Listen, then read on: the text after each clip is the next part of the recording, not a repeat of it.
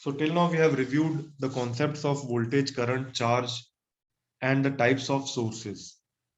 अब हम देखेंगे कि इन कॉन्सेप्ट्स को हम यूज कैसे करते हैं for analysis of a circuit. ये बहुत बेसिक कॉन्सेप्ट्स है, लेकिन ये सबसे ज्यादा इंपॉर्टेंट कॉन्सेप्ट्स है जो आज हम डिस्कस कर रहे हैं. ओके, तो जो सर्किट एनालिसिस है that starts with the concepts of Kirchhoff's laws. Right, हमने ये पढ़े हुए हैं दोनों लॉज जो हैं. करंट लॉ है Kirchhoff's current law and Kirchhoff's voltage law. तो मैं इनकी डेफिनेशन पर बहुत ज्यादा टाइम नहीं लगाते हुए इनके एप्लीकेशन पर ज्यादा टाइम लगाऊंगा कि how to apply these laws to obtain certain voltages and currents. Okay, so KCL states that at any node in a circuit, the algebraic sum of currents is 0. तो यहां पर जो की टर्म्स है वो है नोड. नोड एक ऐसा पॉइंट होता है सर्किट का जहां पर दो या दो से ज्यादा एलिमेंट्स कनेक्टेड हो. That is known as a node. Algebraic sum, algebraic का मतलब है कि जो क्वांटिटी से हम डील कर रहे हैं उसमें पॉजिटिव या नेगेटिव साइन हो. सम हमें मालूम है, सम मतलब addition. Algebraic sum matlab we are adding certain quantities which have plus and minus signs. ठीक है, so at any node in a circuit the algebraic sum of currents is 0. ये जो law है KCL, this is based on the conservation of electric charge at any node. इसका मतलब सिर्फ ये है कि सर्किट के किसी भी पॉइंट पर नेट चार्ज कभी एक्यूमुलेट नहीं होगा. No accumulation of net charge can take place at any point in a circuit. ठीक है, इसके एप्लीकेशन अभी हम देखेंगे. किरचॉफ्स वोल्टेज लॉ जो है that is applicable to a loop. Loop का मतलब होता है कि सर्किट में आप किसी एक पॉइंट से चालू करें और वापस उसी पॉइंट पर घूम के आ जाएं एक पाथ को फॉलो करते हुए इन अ मैनर दैट कोई भी एलिमेंट आपके रास्ते में एक से ज्यादा बार ना आए. That is known as a loop. तो किरचॉफ्स वोल्टेज लॉ जो है इट स्टेट्स दैट कि किसी भी लूप में अगर आप वोल्टेजेस का सम देखोगे तो वो जीरो आएगा. कौन सा सम? एल्जेब्राइक सम. यानी उन वोल्टेजेस को आप पॉजिटिव या नेगेटिव साइन के साथ लोगे. किरचॉफ्स वोल्टेज लॉ जो है it is based on conservation of energy, which means that, और ये KCL is based on conservation of charge at a node. So this means that KCL and KVL they are applicable to all kinds of circuits. सब instants पर any instant of time अगर आप देखोगे तो both the laws are applicable. तो हम इनका application देखते हैं कि how do we apply. Okay, so यहाँ पर जो मैंने शो किया है, please feel free to ask any doubts. अगर आप बीच में कोई भी डाउट पूछना होगा तो प्लीज फील फ्री. यहाँ पर हमने क्या किया है कि एक सर्किट का एक पार्ट ले लिया है. This is a part of a circuit which has 4 resistances और ये वाला जो पॉइंट है दिस इज अ नोड और अ जंक्शन. ठीक है, I am naming it as A. हमने पहले पढ़ा था कि करंट जो होता है उसके दो एट्रीब्यूट्स होते हैं. उसके पास एक मैग्नीट्यूड होगा जिसको हम एम्पियर्स में शो कर रहे हैं और उसकी एक डायरेक्शन होगी. राइट, तो यहां पर देखो हम डायरेक्शंस को मैं यहां पर मार्क कर रहा हूं. पहला वाला जो करंट है वो इस जंक्शन ए की तरफ आ रहा है, इनकमिंग करंट है और इसकी वैल्यू कितनी है 2 एम्प्स. 10 एम्पियर वाला जो करंट है it is going away from this junction, value is 10 amps. 4 amps is incoming. I not current is outgoing. हमें यहां पर आई नॉट करंट कैलकुलेट करना है. तो हमने क्या पढ़ा? Algebraic some is 0.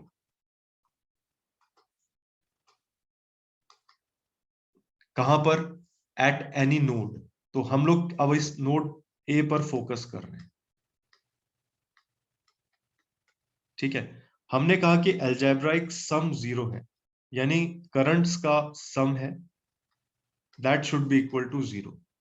कितने करंट्स होने चाहिए? इस नोड से 4 ब्रांचेस कनेक्टेड है, 1 2 3 एंड 4. यानी 4 करंट्स का जो सम है that should be equal to 0.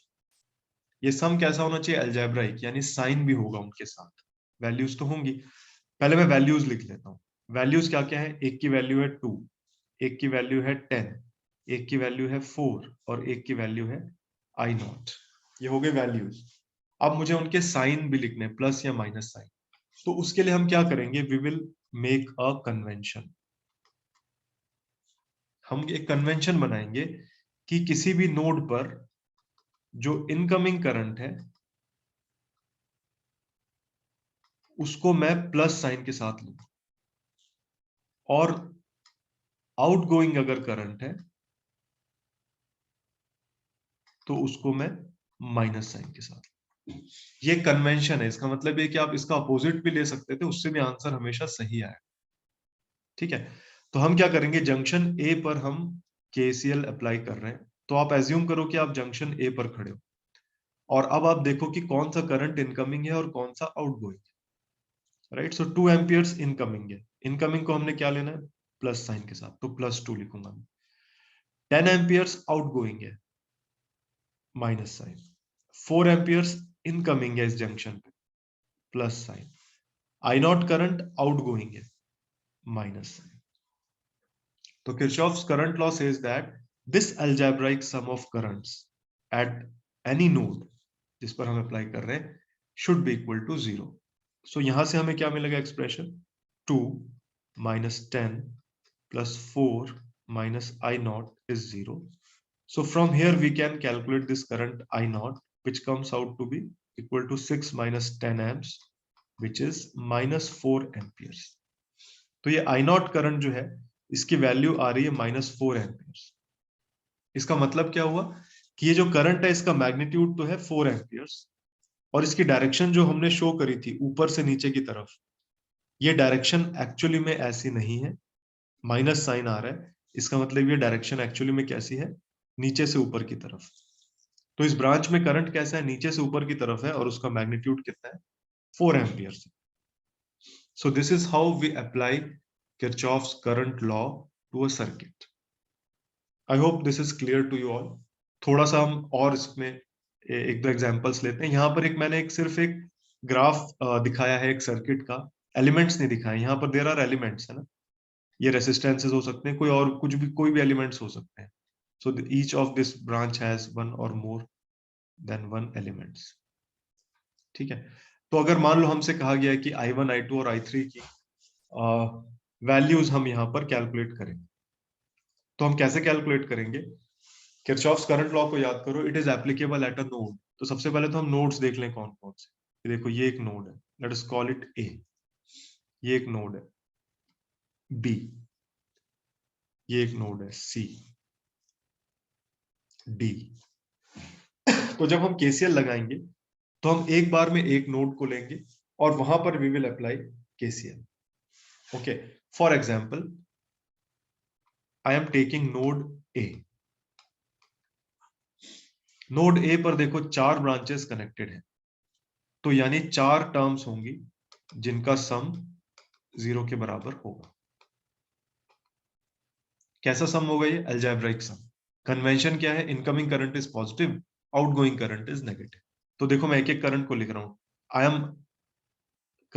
M eight node A, मैं यहां पर खड़ा हूं। ठीक है, सो 10 amperes is outgoing, so I will right -10। 2 amperes is outgoing, so I'll write -2. 1 amperes is incoming for this junction A, so I'll write +1.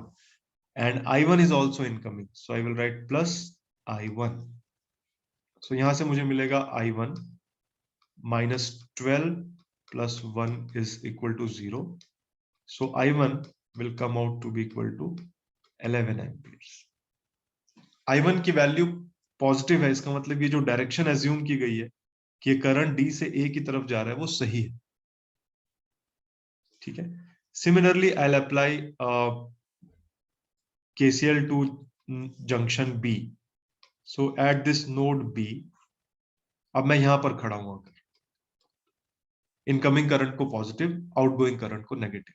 So I will right -1 +2 -I2 +3, this equals 0. So I get I2 is equal to 5 - 1, which is 4 amperes. So I2 comes out to be equal to 4 amperes. So this is how I can obtain all the values, है ना। Node सी पर मैं apply कर रहा हूं, +I2, किसी को doubt होगी तो पूछना, +I2 -3 और -I3 इज 0, है ना। तीन ही ब्रांचेस यहाँ पे कनेक्टेड है, तो सिर्फ तीन करंट्स। I2 हमने कैलकुलेट कर लिया था, 4 एम्प्स आया, so this is 4 - 3 - I3 is equal to 0। So इससे सॉल्व करके हमें मिलेगा I3 is equal to 1 ampere. तो इस तरह KCL अप्लाई करके I can calculate all these currents. इसमें किसी को कोई डाउट है तो प्लीज आस्क।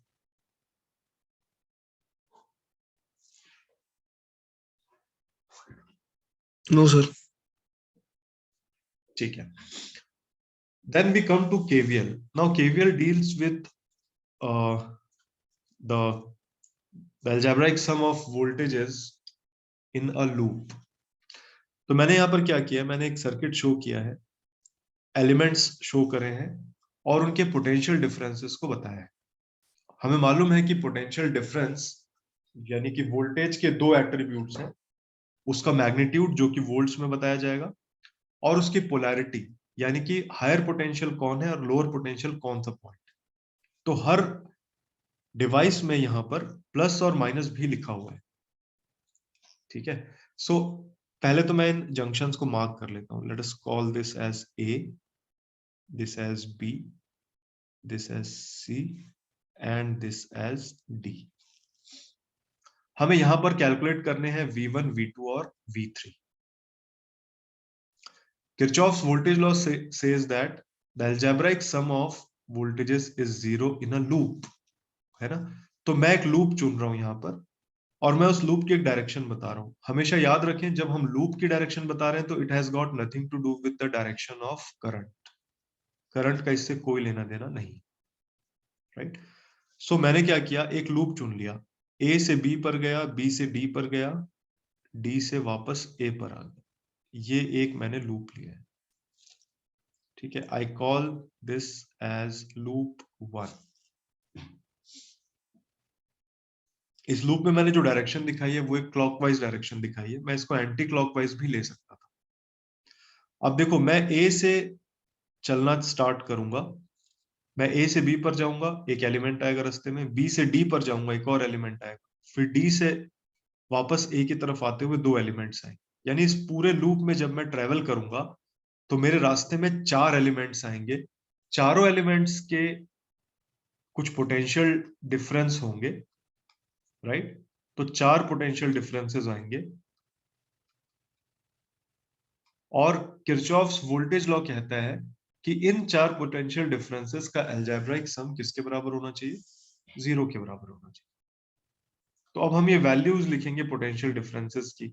मुझे ये वैल्यूज मालूम है, एक 25 है, एक 10 है, एक V1 है और एक 20 है ना। मैं ए से चालू कर रहा हूँ चलना इस लूप में, इसलिए मैं 10 से लिखता हूँ। तो मुझे वैल्यूज मालूम है, एक है 10, एक है V1, एक है 20 और एक है 25। तो किरचॉफ्स वोल्टेज लॉ क्या कहता है, वो कहता है कि अलजेब्राइक सम शुड बी 0, यानी हर वोल्टेज के साथ एक पॉजिटिव या नेगेटिव साइन आना चाहिए। तो वंस अगेन हम यहां पर एक कन्वेंशन बनाएंगे। कन्वेंशन क्या बनाएंगे, जब हम चल रहे हैं तो हम या तो प्लस से माइनस की तरफ जा रहे हैं, यानी हायर पोटेंशियल से लोअर पोटेंशियल, है ना, यानी पहाड़ उतरने जैसी चीज। या फिर क्या होगा, माइनस से प्लस की तरफ जाएंगे, यानी कि लोअर पोटेंशियल से हायर पोटेंशियल, यानी पहाड़ पर चढ़ने जैसी चीज। तो हमें दो चीजें दिख सकती हैं, या तो हमें फॉल इन पोटेंशियल दिखेगा, यानी जो डिवाइस है उसमें आप प्लस साइन से माइनस साइन की तरफ जा रहे हैं, या फिर आपको राइज इन पोटेंशियल दिखे, यानी जिस डिवाइस में आप वोल्टेज को देख रहे हो उसमें माइनस साइन से प्लस साइन की तरफ जा रहे हैं। तो हमारा कन्वेंशन क्या होगा, फॉल इन पोटेंशियल को हम हमेशा प्लस साइन के साथ लेंगे, और राइज इन पोटेंशियल को हम हमेशा माइनस साइन के साथ लेंगे, ठीक है। फॉल इन पोटेंशियल मतलब आप ऐसे जा रहे हो, इस तरह से आप जा रहे हो हायर पोटेंशियल से lower potential, like this. Rise in potential का मतलब है आप लोअर पोटेंशियल से हायर की तरफ जा रहे हो, लाइक दिस, ठीक है। तो देखो, अब हम स्टार्ट करते हैं इस लूप L1 में। हम गए ए से बी की तरफ, डायरेक्शन इंपॉर्टेंट है, यहां पर हम जा रहे हैं ए से बी की तरफ। तो हम प्लस साइन से माइनस साइन की तरफ जा रहे हैं, यानी हायर पोटेंशियल वाले पॉइंट से लोअर पोटेंशियल वाले पॉइंट की तरफ। यानी हमें दिख रहा है फॉल इन पोटेंशियल, तो हमें साइन लेना चाहिए पॉजिटिव। तो मैंने 10 तो वैल्यू थी उसकी वोल्टेज की, साइन मैंने ले लिया प्लस, फॉल इन पोटेंशियल। फिर मैं बी पर आ गया, बी से मैं जा रहा हूं डी की तरफ। मेरे रास्ते में जो एलिमेंट आया उसका वोल्टेज है V1, और मैं कैसे जा रहा हूं, हायर पोटेंशियल से lower potential. Again fall in potential है, साइन शुड बी पॉजिटिव। फिर यहां रास्ते में कुछ नहीं था, फिर मैं ऐसा जा रहा हूं। अब मैं लोअर पोटेंशियल से हायर पोटेंशियल की तरफ जा रहा हूं, माइनस से प्लस की तरफ, यानी कि यह है rise in potential. Potential difference की वैल्यू है 20 वोल्ट, राइज इन पोटेंशियल है यानी माइनस साइन, और वोल्टेज की वैल्यू 20, सो मैंने लिखा -20। फिर मैं इस पॉइंट से वापस ए की तरफ गया, वोल्टेज की वैल्यू है 25 वोल्ट्स, लोअर पोटेंशियल से हायर पोटेंशियल यानी राइज इन पोटेंशियल, तो again a negative sign, so this is -25। और मैं जहां से चला था वहीं पर वापस आ गया, सो यानी कि algebraic sum should be equal to 0। ठीक है, तो आई होप इसमें किसी को डाउट नहीं है। So from here I get V1 plus 10 minus 45 equal 0। So V1 जो कि एक पोटेंशियल डिफरेंस है, it comes out to be equal to 35 volts. V1 की वैल्यू पॉजिटिव आ रही है, यानी कि जो एज्यूम किया गया है यहाँ पर कि ऊपर वाला पॉइंट हायर पोटेंशियल है, नीचे वाला लोअर पोटेंशियल है, वो एजम्पशन सही है। अगर ये वैल्यू नेगेटिव आती, इसका मतलब ये होता कि पोटेंशियल डिफरेंस की वैल्यू तो सही आई है लेकिन पोलैरिटी रिवर्स आई, राइट? इसमें कोई डाउट किसी को?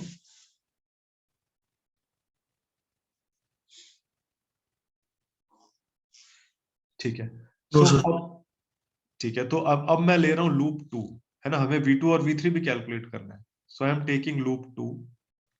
इसको आप क्लॉकवाइज भी ले सकते हो और एंटी क्लॉकवाइज भी ले सकते हो। ठीक है, मैं इसको क्लॉकवाइज ले रहा हूं, मैं चलूंगा क्लॉकवाइज। मैं स्टार्ट कहां से करूंगा, मैं बी से चलना स्टार्ट। ठीक है, so I am applying KVL in loop 2। I am starting from B, मैं बी से ए की तरफ गया, मेरे रास्ते में ये एक एलिमेंट आया जिसमें वोल्टेज है 10 वोल्ट। मैं लोअर से हायर की तरफ जा रहा हूं, यानी राइज इन पोटेंशियल है। I will take minus sign, so I will write it as -10। फिर मैं यहां से यहां गया, कुछ नहीं था, फिर यहां से यहां आया, तो एक एलिमेंट है जिसका वोल्टेज 15 वोल्ट है, और हम क्या चल कैसे रहे उस एलिमेंट में, हायर पोटेंशियल से लोअर पोटेंशियल की तरफ, यानी there is a fall in potential, यानी कि मुझे प्लस साइन लेना चाहिए। So I will take +15। फिर यहां आया मैं, कुछ नहीं था, यहां तक आया, कुछ नहीं था, सी पर आ गया। अब सी से बी पर जा रहा हूं जब मैं, तो एक और एलिमेंट है रास्ते में जिसका वोल्टेज है V2, और मैं कैसे जा रहा हूं, मैं यहाँ लेफ्ट राइट साइड से लेफ्ट साइड की तरफ जा रहा हूं, यानी मैं लोअर पोटेंशियल से हायर पोटेंशियल की तरफ जा रहा हूं, यानी ये राइज इन पोटेंशियल है, so I should take it with a negative sign. और मैंने बी से चलना स्टार्ट किया था, मैं बी पर वापस आ गया हूं, यानी कि this algebraic sum should be equal to 0। So from here I get V2 to be equal to 5 volts. V2 की वैल्यू भी पॉजिटिव आ रही है, यानी कि जो पोलैरिटी यहां पर एज्यूम की गई थी, that polarity is correct, right? So here I gate V2 to be equal to 5 volts. तीसरा लूप मैं यहां पर ले लूंगा, क्लॉकवाइज एंटी क्लॉकवाइज जैसा भी, बहुत आसान है। यहाँ पर V1 और V2 हमें पता है, तो we can calculate V3। So this is how we can calculate all the voltages here. तो ये दो सिंपल डेमोन्स्ट्रेशन है जिससे मैंने बताया कि KCL और KVL को कैसे अप्लाई किया जाता है। ठीक है, एक्चुअल सर्किट एनालिसिस में इनको कैसे यूज करना है, that we will see right now. इसमें बस हम एक चीज याद रखें, व्हाइल अप्लाइंग KVL, मैं ये वाला क्वेश्चन सॉल्व नहीं कर रहा हूं, आप लोग इसको खुद से सॉल्व करना। सो व्हाइल अप्लाइंग KVL, आपको रास्ते में जो एलिमेंट्स आएंगे, अभी तो मैंने एक ब्लैक बॉक्स दिखा दिया था जिसका वोल्टेज आपको मालूम था। आपके रास्ते में तीन तरह के एलिमेंट्स आ सकते हैं। आपके रास्ते में आ सकता है कोई वोल्टेज सोर्स, ठीक है,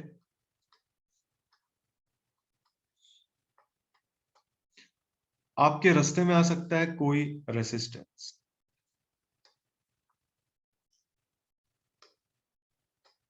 मान लेते हैं कि ये करंट आई है, ये करंट आई। आपके रास्ते में आ सकता है कोई करंट सोर्स, ठीक है, आपके रास्ते में या तो वोल्टेज सोर्स आएगा या रेसिस्टेंस आएगा या करंट सोर्स आएगा। तो हम देखते हैं कि इनसे हम डील कैसे करते हैं। अगर आपके रास्ते में वोल्टेज सोर्स आ रहा है, आप केवीएल में क्या यूज कर रहे हो, वोल्टेज यूज कर रहे हो। वोल्टेज के पास क्या चीजें, दो चीजें, उसका मैग्नीट्यूड है और उसकी पोलैरिटी। अगर आपके रास्ते में वोल्टेज आएगा तो कोई प्रॉब्लम नहीं है, क्योंकि वोल्टेज की वैल्यू पता है, वोल्टेज की पोलैरिटी भी पता है आपको। आपने तो बस ये देखना है कि आप कैसे चल रहे हो। मान लो आप ऐसे चल रहे हो, दो ही केसेस है, या तो आप ऐसे चल रहे हो, लेफ्ट से राइट की तरफ हो इस सोर्स में, या फिर आप राइट से लेफ्ट की तरफ चल रहे हो, ये डायरेक्शन ऑफ लूप है। तो अगर आप लेफ्ट से राइट की तरफ जा रहे हो तो आप कैसे चल रहे हो, हायर पोटेंशियल से लोअर पोटेंशियल, यानी फॉल इन पोटेंशियल है, यानी आप प्लस साइन के साथ लिख लोगे इस वोल्टेज को। अगर आप लोअर से हायर की तरफ जा रहे हो तो ये एक राइज इन पोटेंशियल है, आप इसको -48 वोल्ट लिख लोगे। बहुत आसान है, इसमें आपको करंट के बारे में चिंता करने की जरूरत नहीं है कि इस बैटरी में करंट कैसा फ्लो हो रहा है, वो कैसा भी हो, इट डज नॉट मैटर। आपको फोकस करना है सिर्फ वोल्टेज पर, क्योंकि आप केवीएल अप्लाई कर रहे हैं, ठीक है। तो ये वाला केस डन है, इसमें कोई इशू नहीं है।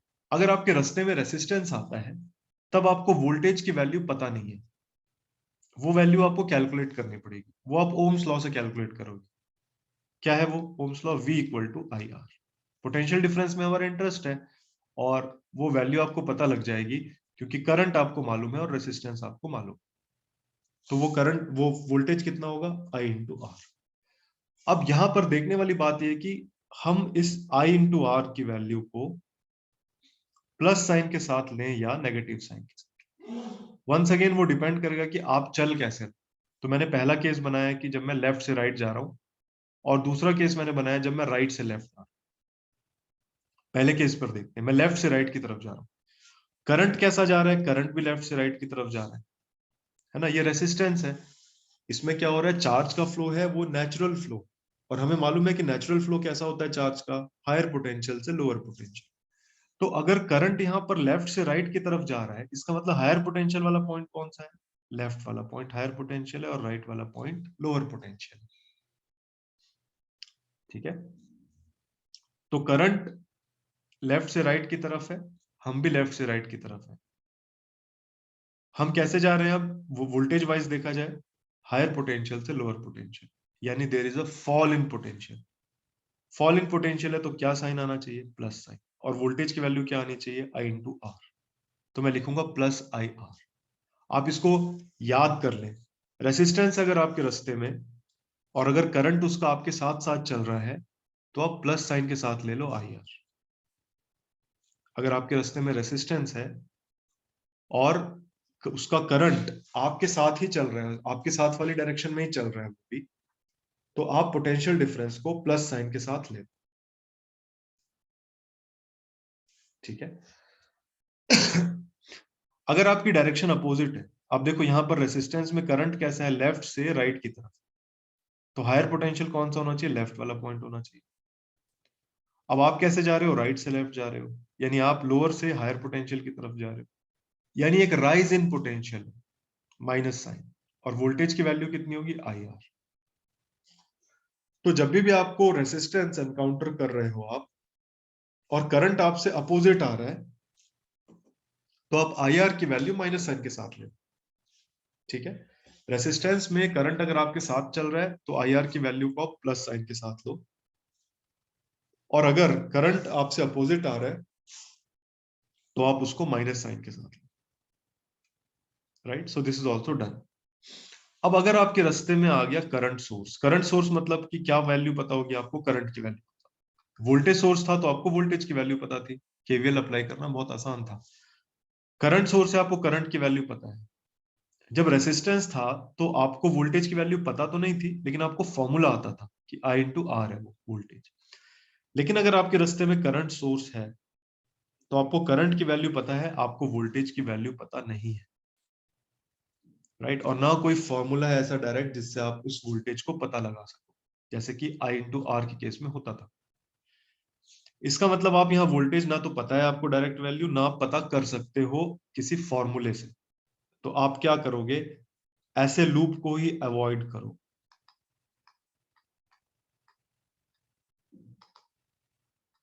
ऐसे लूप को अवॉइड करो which contain current sources, one और more than one current sources. क्यों? क्योंकि आपको वोल्टेज की वैल्यू ना तो डायरेक्टली मालूम है, ना कोई फॉर्मूला ऐसा है जो आपको कैलकुलेट करवा सकते। ठीक है, लेकिन एक बार आपने सर्किट सॉल्व कर लिया, तब आप इसको वेरिएबल की तरह एज्यूम करके तब आप पता कर सकते हो, तब आप केवीएल लगा सकते हो। पर पहली बार मिनिमम नंबर ऑफ वेरिएबल्स में जब आप सॉल्व करना चाह रहे हो, तब आप नहीं कर पाओ। तो आप ऐसे लूप को ही अवॉइड करो जिसमें करंट सोर्स आता है। इसका मैं एक क्वेश्चन सॉल्व करके दिखाता हूं। वी हैव 5 मिनट्स, एक क्विकली मैं एक सॉल्व करूंगा। We will take up this further, this topic, लेकिन just for the sake of completion of today's discussion I will solve one question.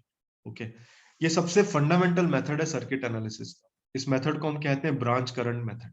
Branch current method का मतलब है application of KCL and KVL both. Branch current method इसलिए हम कह रहे हैं क्योंकि ब्रांच के करंट की हेल्प से हम इस मेथड को फॉलो कर रहे हैं, है ना। हम मैश करंट भी डिस्कस करेंगे जब हम ग्राफ थ्योरी के बारे में पढ़ेंगे। तो देखो, मैंने एक सर्किट बनाया है सिंपल सा। यहाँ पर सारे एलिमेंट्स को हम आइडेंटिफाई कर सकते हैं। यहाँ पर एक इंडिपेंडेंट वोल्टेज सोर्स है, एक इंडिपेंडेंट करंट सोर्स है और कई सारे रेसिस्टेंसेस। ठीक है, हमारा टारगेट है यहाँ पर हर ब्रांच के करंट को कैलकुलेट करना। तो मैं आपको एक स्टेप बाय स्टेप प्रोसीजर बता रहा हूँ कि आपको कैसे अप्रोच करना है इस तरह के क्वेश्चन। कोई भी इन जनरल कोई भी इलेक्ट्रिक सर्किट है, उसको कैसे आप सॉल्व कर सकते हो using KCL and KVL, right. सबसे पहला स्टेप, आप उस सर्किट में जितने भी करंट सोर्सेज हैं उनको आइडेंटिफाई कर लो, और जिन ब्रांचेस में वो करंट सोर्स कनेक्टेड है वो करंट आप मार्क कर लो। तो इस सर्किट में देखो, सबसे पहले हमने करंट सोर्सेज आइडेंटिफाई करे। इस सर्किट के पास एक ही करंट सोर्स है, ये 5 एम्पीयर, और ये करंट सोर्स ये ब्रांच में जुड़ा हुआ है ना। जंक्शंस मैंने मार्क कर दिए, यानी ये वाला करंट आपको पहले से मालूम है। इसमें डायरेक्शन क्या है, नीचे से ऊपर की तरफ, क्योंकि करंट सोर्स के अंदर का एरो वैसा ही है। और इस करंट की वैल्यू कितनी है, 5 ampere, right. So this is our first step. सबसे पहले सारे करंट सोर्सेज आइडेंटिफाई कर लें और वो जो कॉरेस्पॉन्डिंग ब्रांच करंट्स हैं उनको मार्क कर लें। This is the first step. Second step, मतलब इतना हमने कर लिया था यहाँ पर, ठीक है। सेकेंड स्टेप क्या है, mark the remaining branch currents in terms of variables. Remaining branch currents मतलब अब बहुत सारे ब्रांचेस बची है, तो है ना। ये देखो, 1 2 3 4 ब्रांचेस बची है, यानी हमें कितने वेरिएबल लेने पड़ेंगे, अब 4 वेरिएबल लेने। लेकिन हम नंबर ऑफ वेरिएबल्स कम कर सकते हैं, reduce the number of variables using Kirchhoff's current law. हम उससे वेरिएबल्स कम कर लेते हैं। कैसे कम कर लेते हैं वो मैं आपको बता रहा हूँ। देखो, इस वाले जंक्शन पर फोकस करो। अब हम हर जंक्शन पर केसीएल लगाते हुए चल रहे हैं। इस जंक्शन से कितनी ब्रांचेस कनेक्टेड है, 3, लेफ्ट राइट और डाउनवर्ड्स। डाउनवर्ड वाला करंट अपने को पता है 5 एम्पियर है ना। राइट वाले करंट को मैं एज्यूम कर लेता हूं कि वो इस जंक्शन की तरफ इनकमिंग है और उसकी वैल्यू है एक्स। अब ये एक्स देखो कहां से आया होगा, यहां से आया होगा एक्स, यहां से आया होगा, क्योंकि रास्ते में कहीं डिवाइड होने के लिए जंक्शन नहीं था। अब इस जंक्शन पर देखो केसीएल अप्लाई करते हैं। 5 एम्पियर इनकमिंग है, एक्स जो है वो भी इनकमिंग है इस जंक्शन के लिए, तो टोटल करंट वहां कितना इकट्ठा हो गया, एक्स प्लस 5, दोनों इनकमिंग। केसीएल कहता है कि करंट इकट्ठा हो ही नहीं सकता, यानी ये सारा करंट यहां से क्या होना चाहिए, निकल जाना चाहिए। निकल जाना चाहिए मतलब आउट गोइंग होना चाहिए, ठीक है। कितना करंट आउट गोइंग होना चाहिए, जितना टोटल आ गया था। कितना आ गया था, x plus 5, so this is x plus 5। ये एक्स प्लस 5 करंट 20 ओम वाले रेसिस्टेंस में फ्लो होता हुआ दूसरे जंक्शन तक जाएगा। तो ये मैंने पहले जंक्शन में क्या किया, केसीएल मैंने अप्लाई करके वेरिएबल्स जो थे वो थोड़े से कम कर लिए। मैंने नया 2 ब्रांचेस, मैंने 2 अलग अलग वेरिएबल नहीं लिए, मैंने एक का एक्स लिया, एक का 5 था, तो एक्स प्लस 5 मुझे मिल गया। अब देखो, अब आ जाओ दूसरे जंक्शन पे, let's call it B. B junction में कितने ब्रांचेस कनेक्टेड है, 3, लेफ्ट राइट और डाउनवर्ड्स, ठीक है।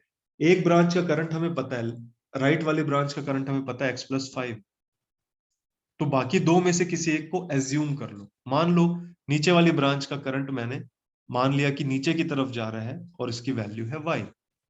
अब इस जंक्शन पर फोकस करो, इसमें इनकमिंग करंट कितना था, x+5 था, आउटगोइंग कितना है, y है, y चला गया है, यानी करंट अब कितना रह गया, x+5 आया था, y चला गया है, यानी करंट रह गया इसके पास x+5 माइनस y। ये बचा हुआ करंट क्या होना चाहिए, इस जंक्शन से निकल जाना चाहिए, तो वो निकल जाएगा। यहाँ कितना करंट निकला, x+5 माइनस y। ये करंट यहाँ आएगा, यहाँ आएगा और यहाँ आएगा, कितना हो जाएगा ये x+5 माइनस y। अब इस जंक्शन पर देखो, ऊपर से y आ रहा है, लेफ्ट साइड से x+5 माइनस y आ रहा है, टोटल कितना हो गया, इनका एडिशन, यानी x+5 minus y plus y, तो y कैंसिल हो गया, ये टोटल करंट यहां से निकल जाना चाहिए, तो ये करंट कितना हो गया, x+5। अब देखो यहां पर आ जाओ इस जंक्शन में, यहां पर तीनों करंट्स पता है, तो वेरीफाई कर लो। देखो एक तरफ लेफ्ट साइड से आ रहा है x+5, ऊपर की तरफ चला गया 5, बचा कितना x, वो निकलना चाहिए था इस जंक्शन से, और वो निकल रहा है, हमें दिख रहा है। इसका मतलब हमने जो केसीएल लगाया था सारे जंक्शंस पर वो सही लगाया था। सो इस तरह से हम नंबर ऑफ वेरिएबल्स को कम करेंगे बाय यूजिंग केसीएल, और इन मिनिमम नंबर ऑफ वेरिएबल्स को सॉल्व करने के लिए अब हम केवीएल लगाएंगे। So this is how we will distribute the currents. इसमें कोई डाउट? हाँ सर। ठीक है। सर अगर नोड ए पे केसीएल लगाना हो तो नीचे एक रेफरेंस नोड मान के उसको वी ए माइनस 0/5 नहीं कर सकते? नहीं, नहीं कर सकते। 5 एम्पियर्स है करंट, उसमें मेथड पर हम आएंगे, जो आप मेथड बोल रहे हो दैट इज नोडल एनालिसिस, है ना। हम यहाँ पर सिर्फ केसीएल केवीएल की कर रहे हैं। नोडल एनालिसिस में आप केसीएल और ओम्स लॉ यूज करते हो, वहां पर आप केवीएल नहीं यूज करते। ठीक है, मैं इसको, इस वाले क्वेश्चन को मैं क्विकली फिनिश कर देता हूँ, हम लोग again will come back to this. देखो अब मेरे पास दो वेरिएबल्स है x और y, मुझे दो इक्वेशंस चाहिए, तो मैंने दो लूप्स ले लिए, एक लूप को मैंने कहा L1 और एक लूप को मैंने कहा L2। मैंने ये बीच वाला लूप नहीं लिया क्योंकि बीच में करंट सोर्स आ जाता, और मैंने अभी भी बताया था करंट सोर्स वाले लूप को हमें अवॉइड कर। So I am writing KVL for loop L1, rise in potential is negative, fall in potential is positive, I am starting from this point। Equation में किसी को डाउट होगी तो पूछना, इसको, इस क्वेश्चन को हम दोबारा फिर से करेंगे। सो द इक्वेशन इज -24, फिर मैं इधर आ गया, करंट मेरे से अपोजिट आ रहा है, माइनस साइन, पोटेंशियल डिफरेंस की वैल्यू वैल्यू जो है I इंटू आर, यानी 10 इंटू x+5 माइनस y। फिर जो दूसरा रेजिस्टेंस है 40 ओम्स, करंट मेरे साथ साथ चल रहा है, सो this is plus sign, value of potential difference is 40y। फिर मैं इस जंक्शन पर आ गया, यहां से वापस गया तो कुछ नहीं था मेरे रास्ते में, and I am back to the point from where I started, so this is equal to 0। इसी तरह से मैं लूप 2 में भी इक्वेशन लिखूंगा, दो इक्वेशंस होंगी, दो वेरिएबल्स होंगे, दोनों को हम सॉल्व करेंगे, so we will get the values of x and y, और accordingly we will obtain all the currents. ठीक है, तो ये solution I will share with you.